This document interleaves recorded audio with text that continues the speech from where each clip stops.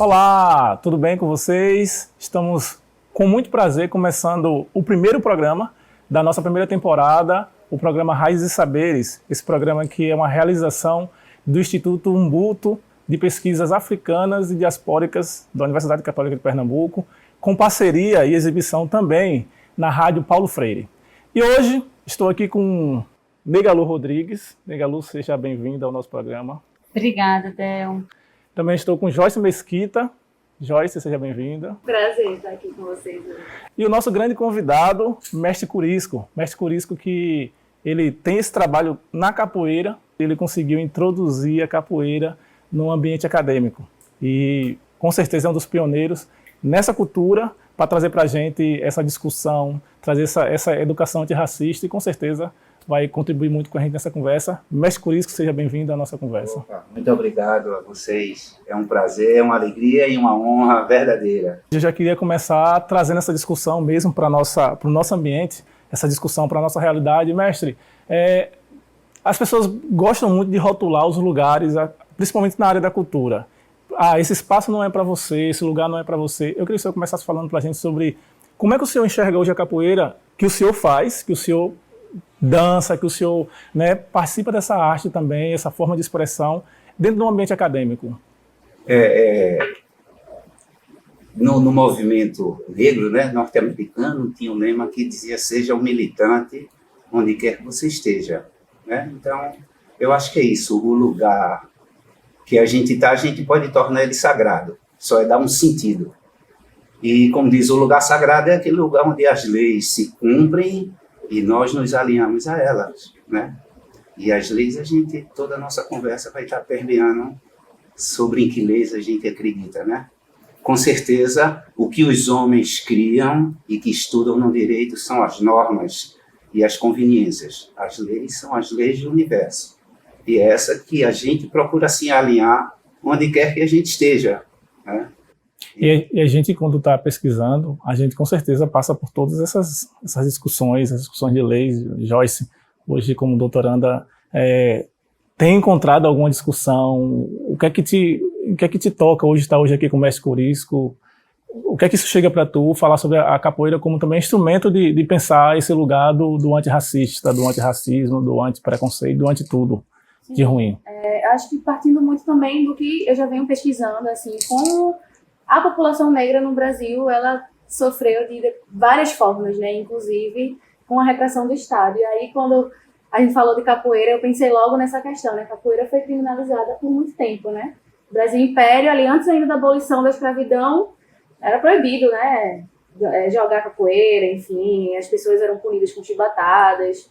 Após a abolição ainda continuou sendo criminalizada, e aí a partir do Código Penal mesmo brasileiro, do Brasil República, então quem fosse pego, uma aglomeração de pessoas jogando capoeira, dançando capoeira, enfim, ficava de 5 a 6 meses, preso, assim, recolhido. Então a capoeira, pelo Código brasileiro, ela foi descriminalizada só em 1937, então é algo que pra gente pensar também, assim, é uma coisa que dava medo, como assim um bocado de negros junto, dançando, jogando, enfim, não sei o que passava na cabeça das pessoas, assim, como é perigoso, essas pessoas são perigosas, a gente não pode deixar essas pessoas juntas, porque é um perigo físico, eu acho que entra muito nessa questão, assim, quando eu pensei essa questão da capoeira, assim, como o Estado, ele já usou de várias formas para reprimir a população negra mesmo, e a população negra, a despeito de toda essa opressão, assim, sempre resistiu,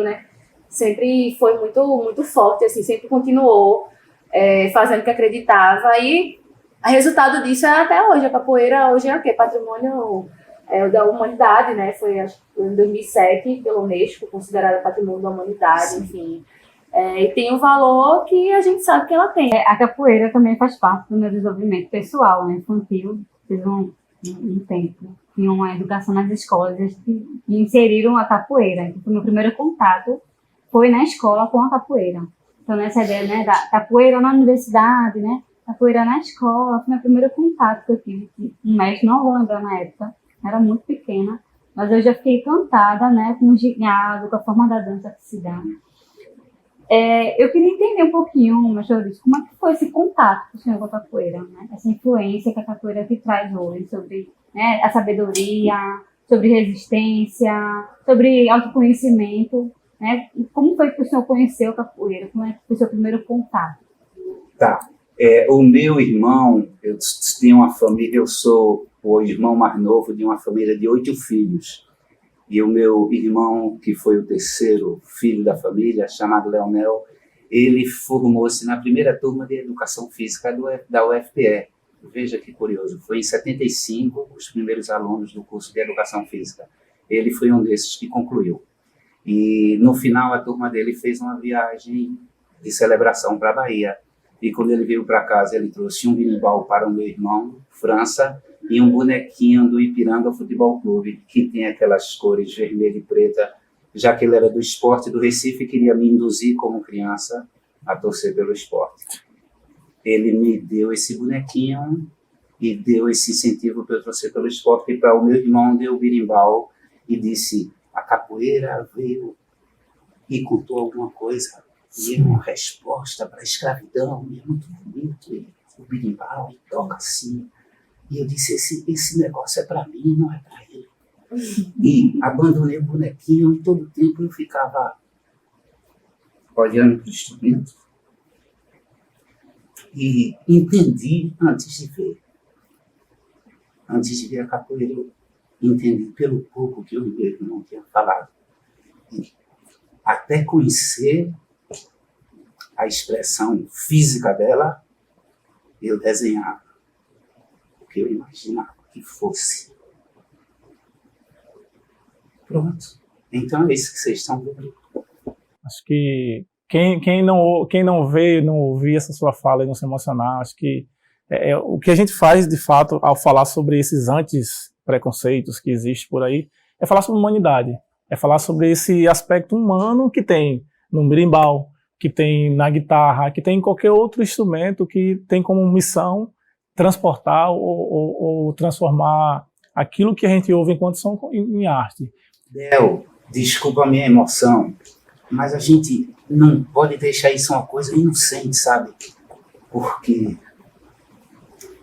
quando ela falou, né, hoje a capoeira é uma expressão que dava medo, isso me diz muitas coisas, sabe? Hoje, antigamente a capoeira podia causar um medo físico imediato, porque era a única resposta que a gente tinha disponível para uma coisa que aprisionava o físico. Hoje a capoeira pode nos dar medo por outro viés, por revelar onde a gente encontra algumas plenitudes necessárias, sabe? E isso às vezes dói porque a gente é preso a muitos valores, né? A gente está falando de grandes valores aqui e encontrar essa preciosidade na capoeira, no candomblé, na jurema, no samba, né? Pode ser doloroso, né? Porque é uma descoberta, né?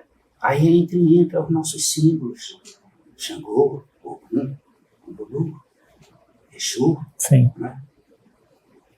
Então a capoeira pode dar medo também, é importante.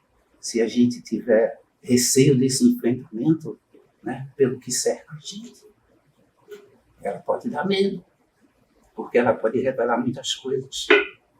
E é importante, Joyce, quando o mestre fala sobre a capoeira que dá medo, que pode dar medo, né, esse medo não vem da própria capoeira. Esse medo também vem de uma sociedade que impõe para a própria sociedade essa ideia de que aquele lugar ali é um lugar tenebroso, é um lugar que, cuidado com essas pessoas que estão aí, olha como elas dançam, olha como elas...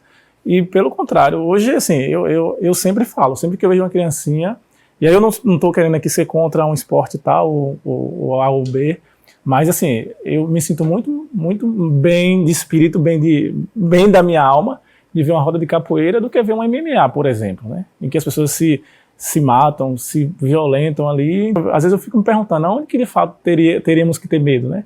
E aí, Joyce, a gente tem muito isso também na literatura, né? Como que a sociedade ela é moldada, ela é feita para colocar medo sobre alguns aspectos da sociedade, sobre alguns instrumentos e sobre algumas figuras que no fundo só querem viver a sua expressão, o seu modo de ser com muita paz, com muita tranquilidade e muita alegria. eu acho que vai muito nessa questão do... Se antes, como o mestre falou, né? Antes era uma coisa mais também voltada para o físico, né? O perigo físico imediato, né? De negro junto, enfim. Acho que hoje vai muito nessa questão ideológica, né? O que a capoeira significa para a população negra, para a população marginalizada, ideologicamente, né? É um elemento de representatividade mesmo, sabe? Onde você encontra força, onde você diz assim, não, eu vou batalhar, né, por isso, enfim, vou enfrentar esses problemas da vida, enfim, encontrar força na minha comunidade, no meu grupo, no meu mestre. E aí entra toda nessa questão de um Estado que ele foi construído em cima da exploração e da escravização de pessoas negras, né? E que, apesar, né, da gente ter saído daquela época, Brasil Império, escravidão, tudo mais, mas é algo que está muito recente ainda no imaginário social brasileiro, né? A elite que continua dominando, né, política, economicamente, o país, você vai ver, filho, neto, bisneto, sim, e por aí vai, da elite de antigamente, né? Então, assim, como é que a gente vai se manter no poder? Como é que a gente vai se manter com essa hegemonia, né, política, econômica e tudo mais? E, ao mesmo tempo, dar tanta liberdade assim para essa população marginalizada, para ela reivindicar alguma coisa, né? Então, tipo, tudo que vem desse lugar do negro, ou melhor, do não branco, que eu não diria nem só negro, né? Dos povos indígenas, enfim, dos povos ciganos e por aí vai, né? De várias etnias, assim. Então, tudo que foge do padrão não branco, eurocêntrico e tudo mais, é considerado uma ameaça, né? Ideológica mesmo, assim. E aí que entra essa questão também, né? Da capoeira, assim. Não só a capoeira, né? Mas candomblé, como o mestre falou, a Jurema, né? Que você educa o maracatu, né? Também maracatu, não passa muito longe. Exatamente. Né? Eu faço parte do maracatu de baque virado. E aí é justamente a encenação dos reis e rainhas africanas, né? Da coroação e tal. Tem toda a corte. Os cantos, né, fazem referência aos nagôs, enfim, Angola e tudo mais. Eu sinto que existe ainda muito, muito preconceito e intolerância religiosa, né, de uma forma geral. Uma das coisas que eu acho bem interessante da composição, né, de uma roda de capoeira, tem muito essa ideia da roda, né, e da escuta, da troca. Também existe a diferença da capoeira de Angola, né? E a regional. Como é que a gente consegue, né, identificar, né, essas diferenças? Qual é a composição dessas diferenças da Angola e para a regional? Certo. A Angola e regional já é uma engenharia mais complexa da capoeira. E quando um grupo fabrica uma máquina complexa e o outro quer entender, aí faz a engenharia reversa, né? Vai desmontando para perceber como eles começaram. Né? Então, eu queria, para responder essa tua pergunta, que é uma pergunta bem difícil, e para o começo, então, os grandes sábios dizem que o retorno é o movimento final das coisas, né? Então, voltar para as origens. E a capoeira tem um sentido dela existir, que é a razão da gente estar aqui agora, né? Que foi o que me levou às lágrimas também. E isso é o que a gente tem que observar. E depois as pessoas criaram movimentos porque respondiam às suas necessidades imediatas. Então, Angola e regional são nomenclaturas muito necessárias, sabe? Para uma época e para um tipo de entendimento. Mas existem muitos entendimentos, sabe? Como que existe muitas vidas que não seja na Casa Grande, na senzala. Existe vida além. Então, quando a gente pensa de capoeira, que pensa em expansão, é importante a gente pensar a ideia da capoeira Angola e regional como uma necessidade pontual, que talvez a gente venha a ter outras, né? Mas o que eu poderia pontuar para situar, vamos dizer, tecnicamente, é que a capoeira regional é a criação de uma pessoa, de Manuel de Reis Machado, de Mestre Bimba. E a capoeira Angola é uma criação tão diversa quanto diversas são as pessoas. Mestre Bimba, ele teve um sentido, porque teve um momento em Salvador, nos anos 20, que a Secretaria de Turismo pegou os capoeiristas e disse: você vai botar um paletó, você vai botar um chapéu de pescador. Hoje, quando a gente vê imagens preto e branco da capoeira, que a gente acha ultra romântica, você percebe o cenário atrás, que é uma coisa produzida. Então, o mestre Bimba disse, cara, tem alguma coisa enfraquecendo aí.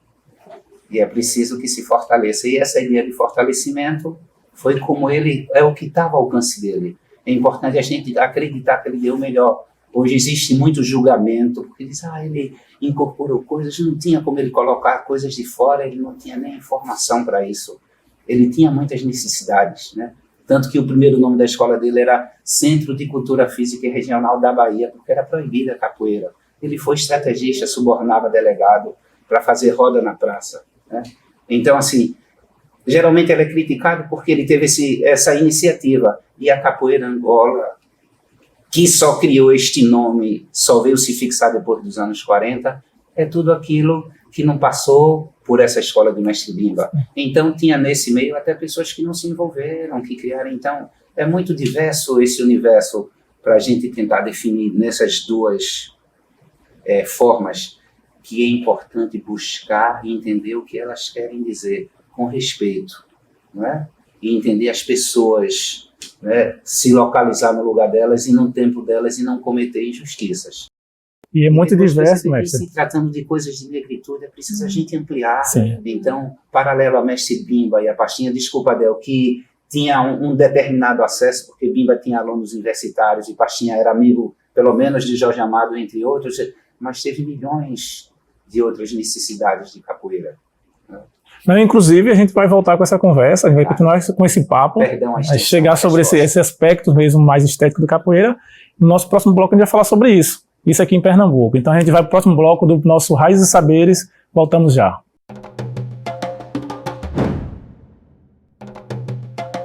Estamos de volta com o segundo bloco do Raízes e Saberes e hoje, com muita felicidade, estamos começando a nossa primeira temporada do Mestre Corisco, um grande amigo, uma grande referência pra gente. Estou aqui com as meninas, né, Joyce e Negalu, que estão me ajudando aqui nessa conversa a entendermos e aprendermos muito com essa expressão tão rica para nossa cultura, para nossa sociedade, que é a capoeira. Mestre Corisco, a gente terminou o bloco anterior falando sobre uns aspectos mesmo da capoeira, e Negalu perguntou sobre a capoeira, como é que o senhor vê essa divisão da capoeira, e aí eu queria saber, pensando mesmo para Pernambuco, a gente falando hoje do nosso estado, assim, como é que está a receptividade, como é que está a capoeira hoje no cenário de Pernambuco, isso mesmo no âmbito tanto político como cultural do nosso estado? A capoeira é tão diversa quanto diversas são as pessoas e suas formas de entender o mundo. Por isso que até hoje grupos, né, e essas denominações são importantes, porque às vezes eles vão guardar tesouros ou não tesouros diferenciados, né? Então tem grupos que estão muito vinculados a projetos realmente, né, do Fundo de Cultura, outros vinculados, né, a partidos políticos, e aí tem grupos unicamente artísticos. Sim. Tem grupos que têm a questão religiosa mais vinculada à capoeira, né? Então a capoeira ela tem muitos braços de funcionamento, então a aceitação vai muito de acordo, né, de como você está traduzindo esse conhecimento. Quem trabalha ali pertinho da prefeitura precisa ter esse tipo de linguagem e de cara de pau, né? E quem trabalha numa questão mais cultural vai ter que traduzir de outras formas para também não deixar uma coisa superficial e de acesso simplório. Né? Então é sempre muito cuidado, perceber o que lhe cabe nessa vertente, né, que a capoeira tem tantos braços que ela tem para se articular, mas seguir um princípio, né? Seja a luz onde você estiver, se eu for um artista, se eu for um cara politizado e tiver talento para conduzir a capoeira, porque às vezes é onde a gente encontra viabilidade, né? Mas assim, você tem um eixo que você retorne, né? Você vai espichar sua alma para onde for necessário, mas você tem que ter uma dignidade, tem que ter um eixo, né, que lhe mantenha em pé, que você possa voltar, né, e consultar sempre que você sentir que está passando dos limites. Mas por isso que ele tem esse dom de falar com poesias, né? Do Mestre Corisco, ele nos ensina com poesia, né? E ele vai falando, né? A gente vai se encantando aqui, vai ficando. O senhor falou em talentos, então a gente já pode pensar em pedir ao senhor para fazer uma demonstração do seu talento, da sua paixão, da sua arte aqui, tocando algum das suas composições, talvez? Pronto, eu quero agora mostrar só o talento do berimbau, para não ficar tão vaidoso, Olha né? Aí a gente vai mostrar só o do berimbau. Vê, então esse instrumento, né? Aqui, essa verga aqui é de biriba ou imbiriba, mas outros materiais são usados para se fazer, pode-se usar cipaúba, pau-pombo, cana da Índia, mas biriba é o da nossa tradição, a cabaça, né? Que é aquela... é parente do girimum, da melancia, do chuchu, é uma cucurbitácea. Uma cestinha de vinho, o fundozinho que é feito do material da cabaça, uma baquetinha que pode ser feita do mesmo material, ó, de biriba, um cheixozinho, né? Tem pessoas que usam moeda, mas nossa... A gente reconhece muitas coisas. Tem pessoas, inclusive, pedras, que né? pegam as pedras no fundo do rio, né? Exatamente. E aí você vê já no formato... Então, as pedras, como os orixás estão relacionados às forças na natureza, então, a pedra e o local onde você colhe, né? Você pode estabelecer uma relação muito além de um simples acessório de um instrumento musical. Essa cordinha aqui, que hoje é de fibra ótica, viu, minha gente? Há alguns meses atrás era de pneu, e há alguns séculos atrás era de tripa de macaco. Tripa de macaco. Mas hoje em dia está mais fácil arrumar fibra ótica do que tripa de macaco. E ninguém vai matar macaco para tocar berimbau. Também não precisamos mais. Iuna é um toque que sugere o diálogo de um casal de aves que tem este nome. E são aves que guardam um certo mistério, elas têm as patas poderosas, têm espinhos nas extremidades das asas, têm uma protuberância na pontinha da cabeça que se usa com muitas finalidades ritualísticas. E este toque é usado quando algum capoeirista se encanta, ou então para se fazer um tipo de jogo específico entre capoeiristas antigos de uma escola. O toque de Iuna.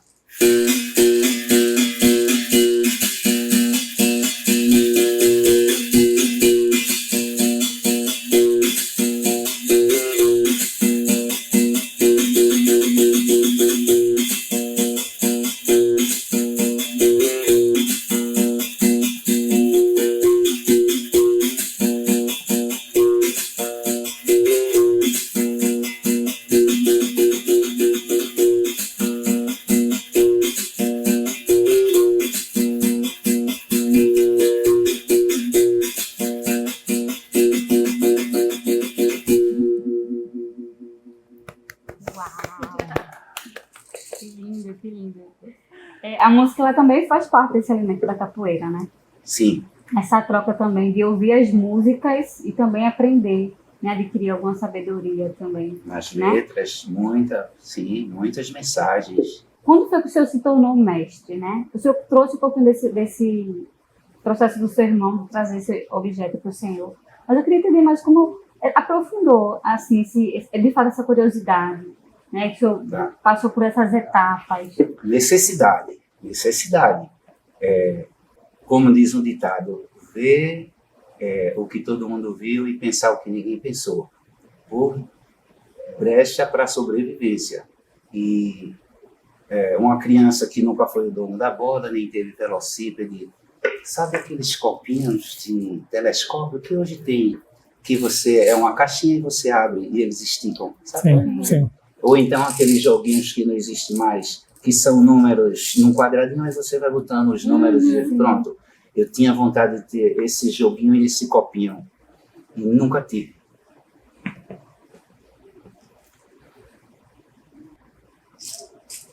E a capoeira foi o meu primeiro brinquedo. Eu tinha que levar a sério. E foi isso. Então eu tentei entender, primeiro, por que uma narrativa tão simples tinha tocado uma criança. E pronto, a necessidade foi a mãe de buscar. E esse título de mestre não existe na capoeira antes dos anos 20. Isso é que é curioso, não é? Então, eu penso que isso veio talvez por uma necessidade de identificação, de criação de uma escola, talvez de um ritual que fosse se criando e precisasse de um respeito, né? Eu acho que talvez o que encaminha a gente para essa busca, mesmo que a gente acredite que não chegue lá, é apontar para esse alvo, né? Não ter expectativa, mas dizer, é para ali que eu quero chegar. A gente se emociona, Joyce, principalmente porque todos nós um dia fomos crianças cheias de sonhos, né? Nós, como você falou, temos histórias muito semelhantes, né? E eu fiquei pensando em tudo que eu passei também, assim, para chegar aonde eu tô, né? Hoje, estava até conversando com meu companheiro essa semana, aonde é que eu cheguei, assim, eu sou a primeira da família a me graduar, a fazer um mestrado. Hoje eu estou no doutorado. O fato de eu estar aqui falando, sabe, tendo espaço para falar. Criando espaço, viu? Criando espaço para falar, mas assim, tendo a ciência de que minha voz tem importância, sabe, o que eu faço tem importância.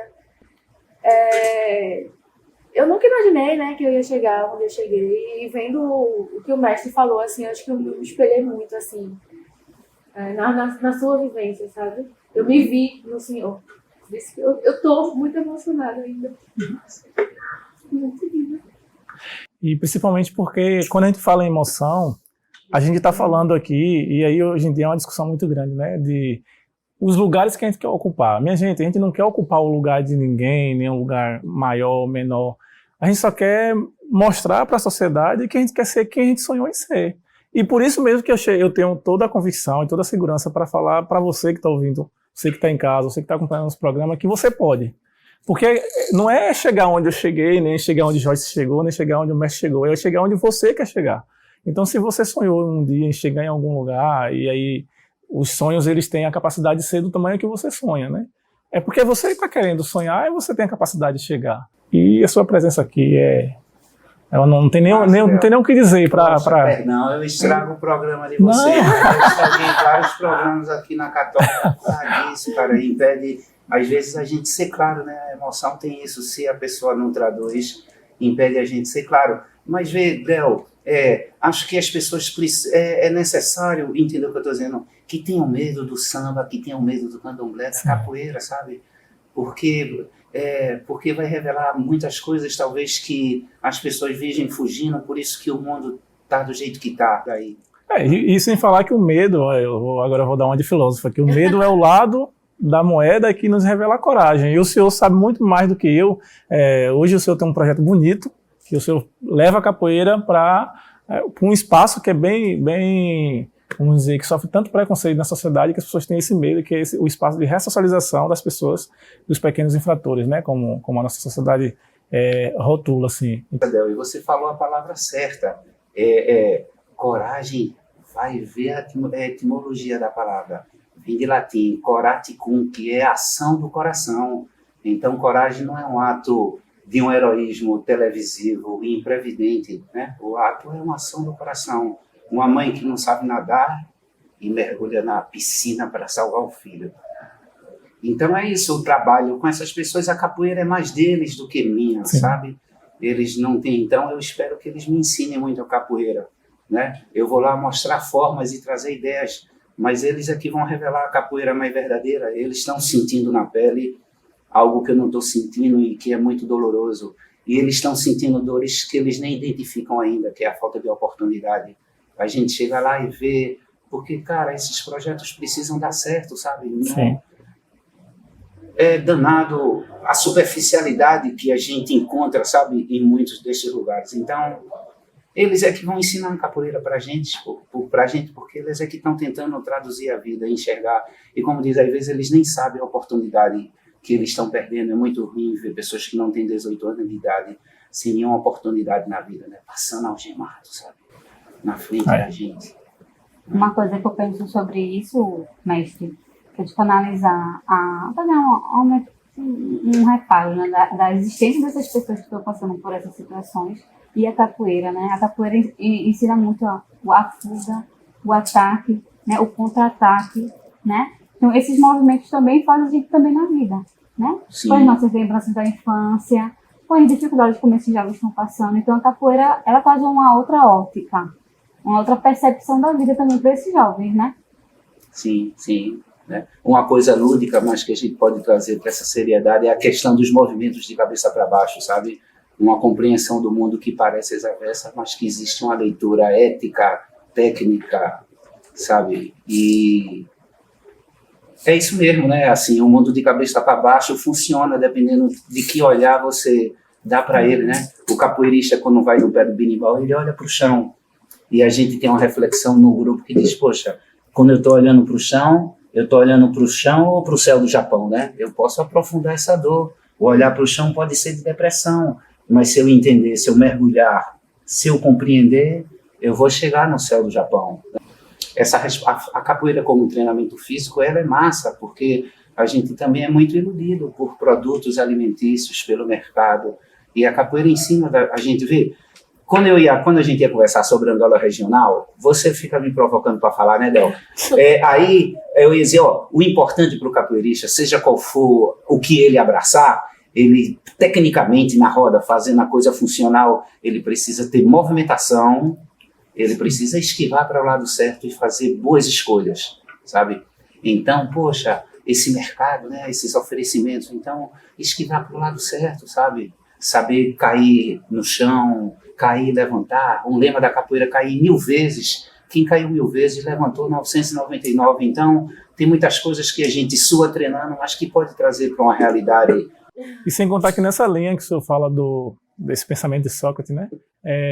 Joyce pode até me ajudar nessa questão, é quem está muito acostumado a olhar, é por isso que a gente começou já falando sobre o seu destaque na academia, com essa questão da capoeira, dessa cultura, porque a tendência é a gente pegar, olha, estou aqui na academia, vou estudar capoeira, vou estudar a expressão cultural a partir da dança, aí a gente logo fragmenta, né? Vou tirar a capoeira e metodologicamente a gente sabe que contribui bastante para que a nossa pesquisa seja mais assertiva, mas às vezes a gente quer estudar uma coisa que é da cultura do povo, dizendo assim, olha, eu que estou estudando, eu que sei disso aí, eu vou aplicar minha metodologia, e o conceito de capoeira agora para a sociedade vai ter que ser o conceito que eu estou querendo dizer que é. Eu acho que existe muito, assim, no campo da história das ciências sociais, ciências humanas no geral, muito essa tendência, assim, sabe, do pesquisador estar fora daquela vivência, e aí hoje eu vou pesquisar, sei lá, o candomblé. Aí não vive o candomblé, não frequenta uma casa de candomblé, sabe? Não tem um respeito. E assim, tudo bem você não ter as mesmas crenças e tudo mais, mas assim, é você também não se colocar... A narrativa vai ser sua, obviamente, né? Porque a pesquisa é uma pesquisa feita por você que está escrevendo, mas também não se colocar num lugar de superioridade, né? Assim, como se o conhecimento acadêmico, o conhecimento formal, né? A linguagem acadêmica, a escrita acadêmica, enfim, tudo que se produz dentro da universidade fosse universal e não existissem outras formas de conhecimento, outras formas de saberes, né? Como se o saber que importasse é só o acadêmico, né? Só o formal mesmo. É muito nesse sentido mesmo, sabe? De reconhecer que existem outras formas de conhecimento, né? Que a gente não pode deixar de fora em detrimento de um conhecimento acadêmico totalmente fechado, né? Assim, e dentro da universidade, que também fica só dentro da universidade, que não vai para fora da universidade, né? Porque aí também não faz sentido para mim produzir um conhecimento para ficar fechado e que não dialogue com a realidade de outras pessoas e que essas pessoas também não acessem, né? E são coisas que a gente vai ver no próximo bloco. E já a gente volta com o terceiro e último bloco desse programa de hoje, nosso primeiro programa da primeira temporada do Raízes e Saberes. Até mais.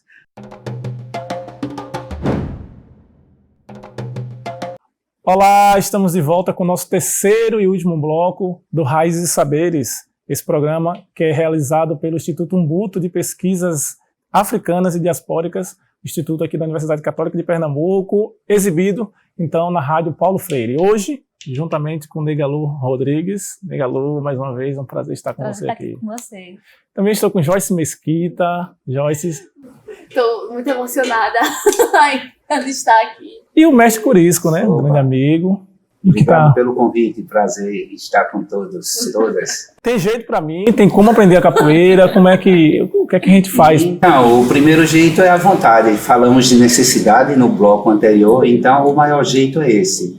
É a vontade e é o desejo, né? O restante ela vai lhe responder com propriedade, com a porção que lhe cabe, com a parte que lhe cabe neste latifúndio. Recentemente o senhor fez uma viagem para fora do país, né? O senhor foi representando e levando a capoeira para fora do país. Existem diferenças? Como é que o movimento se organiza mundo afora? Existem as diferenças da cultura, mas os seres humanos eles vão responder com emoções bem semelhantes. Culturalmente vai variar, mas os seres humanos eles têm coragem, eles têm medo, eles têm amor, eles têm sensibilidade, né?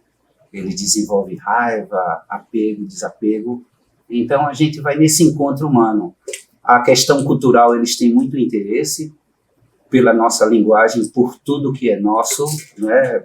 Pela música popular brasileira, pela forma como o brasileiro usa os instrumentos. E tem essa questão da capoeira como a essência de revelar quem você é. Então, às vezes, até a gente diz para os europeus para eles gostarem dos mitos que eles têm lá, sabe? O carvalho é uma árvore muito significante. Vocês conseguem identificar um carvalho aqui na Europa? Né? Vocês sabem o significado em alemão dos dias da semana. E depois, quando vem a história, é mais pauleira, né, cara? Porque a história universal, como ela disse, é contada pelos vencedores. Então, quando a gente vai estudar a história, tem um tal de história do Brasil, história geral, né? Fala de capitalismo, mas não fala de um acúmulo, né, do capital primitivo com a escravidão. Fala de uma tal de revolução industrial, de uma elite, de uma burguesia, mas ninguém sabe de onde veio esse dinheiro, que a gente sabe. Então, assim, né, quando a gente quer mergulhar nesse universo e quer trazer um respeito, né, para a capoeira, inclusive, para esses que vêm de fora, é bom que a gente tenha essas ferramentas, que a nossa capoeira nos ensina a valorizar, sabe? Então, eu vejo que falta muito poucos, eles são muito europeus e, às vezes, poucos suíços, sabe? Eles nem conhecem, às vezes, as tribos de onde vieram.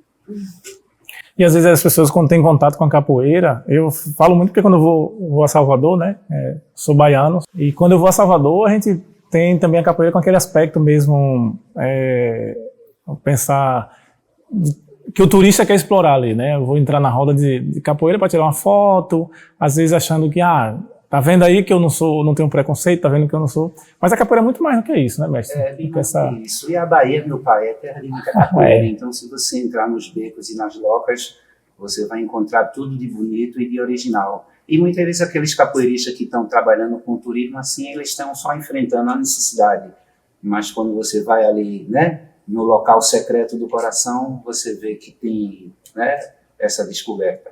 Mas o pop não poupa ninguém. A capoeira, com a popularização dela, ela corre muito esse risco, né? A gente também, dentro da universidade, tem sempre que estar muito vigilante, né? Com a emoção também muito alerta e olhar alerta para a gente, né, não confundir os caminhos e saber o valor do local que nos recebe e os valores que a gente está trazendo para esse local. Falando de valores, né, de locais que nos recebem, e também o grupo que o senhor conduz aqui na universidade, né? Poderia falar um pouquinho, quando surgiu, qual é a ideia, qual é a provocação que vocês trazem? Tá, o grupo ele foi criado, ele é de 28, vamos fazer 42 anos agora. É o Chapéu de Couro, né? Chapéu de Couro, é de 28 de fevereiro de 1983. E é o Chapéu de Couro, por isso mesmo, uma referência à nossa terra, aos homens do campo, aos cangaceiros, a todas essas histórias que também precisa de uma leitura, né? Quando se fala do cangaço, é um assunto também muito delicado, que precisa de compreensão. Por exemplo, o cangaço é um fenômeno social por causa da seca, por causa da fome, da injustiça e do coronelismo. Mas existia isso no Brasil todo, sabe? O cangaço é um fenômeno pontual pernambucano. E por que ocorreu naquele lugar, né? É a questão das ligas camponesas também, não é? Que é um fenômeno de Pernambuco, de Vitória de Santo Antão. Por que não surgiu em outros lugares em Pernambuco, se era uma necessidade de luta do povo do campo, né? Foi a Revolução de 65, né? O golpe militar que acabou com as ligas camponesas. Como é que a capoeira se organiza hoje, os grandes grupos se organizam hoje para manter essa geração, para alimentar que essa rotatividade de geração seja conduzida? Assim, a gente está diante de um mestre, a gente também queria estar diante de uma criança que está aprendendo agora a capoeira, né? Para a gente saber que dessa continuidade, assim. Como é que o movimento se organiza para não deixar a capoeira morrer?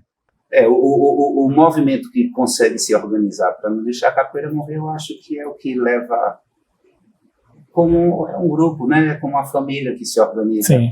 que tem necessidades e desejos em comum, objetivos em comum, isso junta as pessoas, né? Disse que os dispostos se atraem e os dispostos se atraem e os opostos se distraem, né? Então essa disposição, né, de um olhar semelhante que junta as pessoas, né? E tem que ter esses valores, né? Assim, por exemplo, Sim. quando a capoeira é só esportiva, então ela prima por valores que não respondem né, às necessidades da capoeira e aos valores da capoeira, né? Quando o esporte, como a gente falou, tem que ter um modelo do campeão, um uniforme padrão, né? Um perfil, uma performance. E uma fala potente, né? Quando o mestre fala, ele começou falando sobre qual é a história do Brasil que é contada, Joyce. E a gente tem essa lacuna mesmo na nossa história, que se contar mais a história do pessoal que vinha para nos explorar do que, de fato, a nossa história, assim. Tem muita essa discussão mesmo, né? A história, ela, desde os primórdios, ela foi muito positivista, né? Assim, no Brasil, ela foi contada por uma elite, sobre a elite e para a elite, né? Sim. Então, é um movimento muito recente isso, das camadas mais populares, mais marginalizadas, acessarem a universidade, né, e produzirem suas próprias pesquisas, suas próprias narrativas e tudo mais. É uma coisa, acho que dos anos 2004, 2005 para cá, né, com o primeiro governo Lula, o segundo governo Lula, e aí entra a questão das políticas públicas, né, o acesso à universidade pública, a cota, né.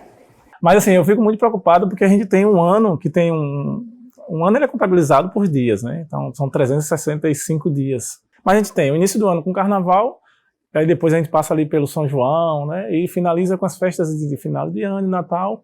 E ainda no carnaval eu não sinto, e aí é um sentimento meu, esse espaço, por exemplo, tão amplo para capoeira, por exemplo, né? Como criar na sociedade, ainda que você fala de construir novas narrativas, né?